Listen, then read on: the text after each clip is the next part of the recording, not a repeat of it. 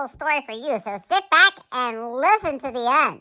Okay, so the little beaver over here, apparently we didn't realize this because, she's never been alone. Since she's come to the house, it's always been Willow or myself with her every day, and then Mama and Stan, and if they have to leave, one of us is always here. If I have to go on a visit, Willow was always here. So we realized it the other week when Maggie had a seizure when the bedroom door was shut. She got so upset because she couldn't see Mama. Mama's like, well, that's strange. It's all because, blah, blah, blah. So they figured that out, what caused it.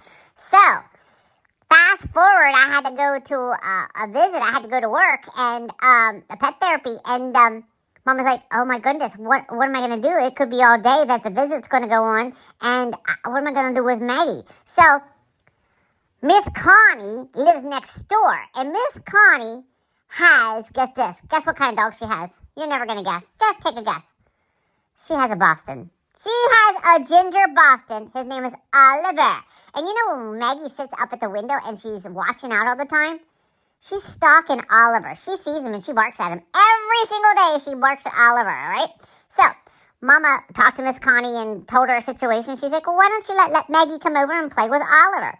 So they had several play dates, like they just were on the leashes and meeting outside.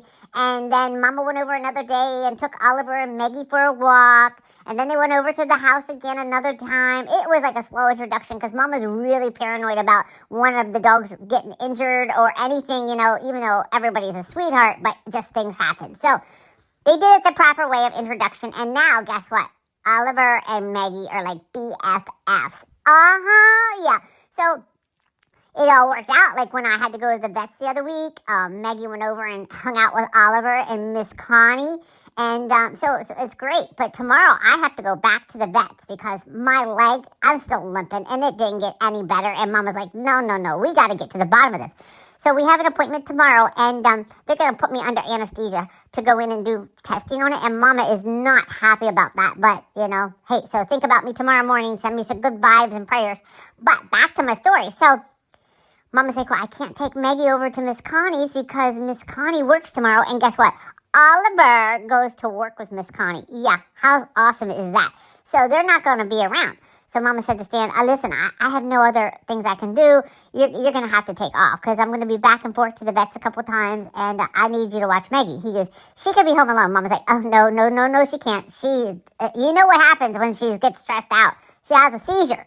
So Stan ended up taking off work, and so they were having this talk last night, and he's like, well, what are we going to do with Maggie? Like, I can't keep taking off work when you have a pet therapy visit or something's going on, and Miss Connie's not available to help us out. Like, what are we going to do?